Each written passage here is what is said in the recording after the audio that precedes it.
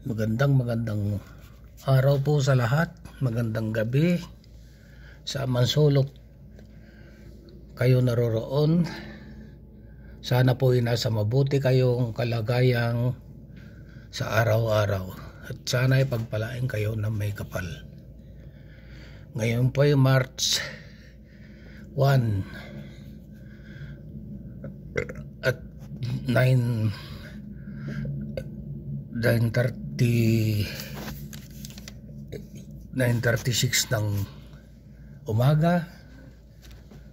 At ito ngayon ang kapal ng isno rito sa aming kinaroroonan. Lakas ng isno.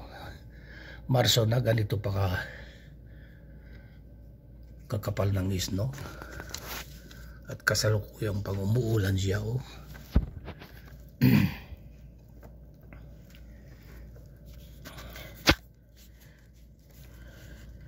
Akala ko noong nakaraang buwan hindi na masyadong magtatagal ang winter dito kasi medyo matagal yung kanyang pag-ulan ng isno noon. January pa yun, pero mahina lang. Tapos sunod-sunod na maaraw siya. Yung pala meron pang isnong mas makapal na itong Marso na.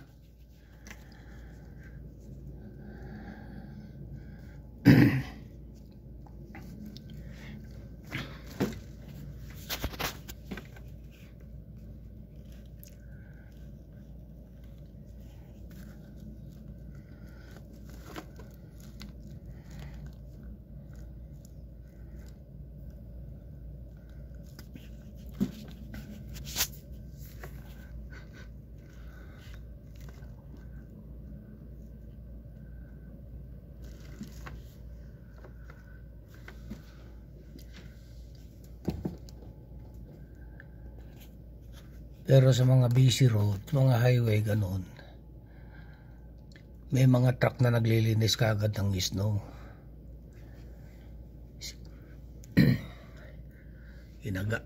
Nililinis kaagad yan. Hindi tulad dito sa loob ng community.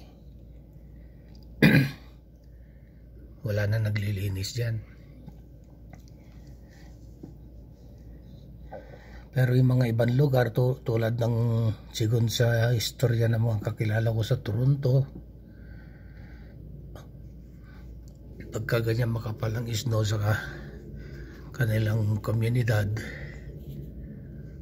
nilalagyan pa raw ng asin yan yung kalsada para madaling matunaw, kasi ang asin madaling matunaw ang isno. Kaya lang dito sa amin wala namang gumagawa ng ganon. Ang lilinisin lang namin dito yung tapat namin.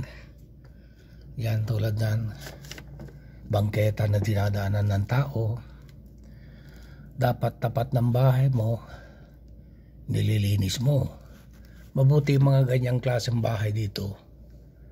Meron silang tagalinis. Kaya walang problema yung mga nakatira dyan. Pero itong mga single house na kinaroroonan namin, tapat mo, linis mo. Dahil pag hindi mo nilinis yung isno dyan sa bangketa na daanan ng tao, pagkatapos umulan ng isno, dapat linisin mo. Dahil pagka may dumaan dyan at kunwari na disgrasya, na tumba, sagot mo na may-ari ng bahay pagka nasa tapat mo. Ganyan ang patakaran dito.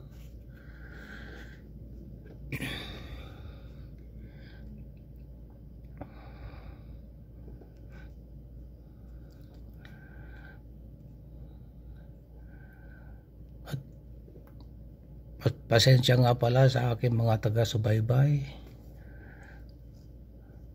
at sa mga nakakapanood ng aking munting video, kasi hindi po araw-araw ako nakakapag-upload. Dahil kung minsan pag na-overuse ito ang aking cellphone na ginagamit, abay napuputulan siya ng internet. Ewan ko ba, nakakonect naman siya sa wifi, kung bakit wala siyang internet. Kaya medyo hindi ko masyadong ginagamit dahil pagka na-overuse nga, parang ganun ang sakit nitong cellphone ko. Kasi nga, ginagamit ko sa pagtawag, ito pa ang ginagamit ko pag nanonood ako sa YouTube. Kaya siguro na-overuse siya. Kaya pasensya na lang po kung bihira kayong makapanood ng aking video. Pero salamat pa rin at nandiyan kayo na sumusubaybay sa akin. Sana pagpalain kayo ng may kapal. At maraming salamat po sa maiksi kong video at inyo pong sinusubaybayan.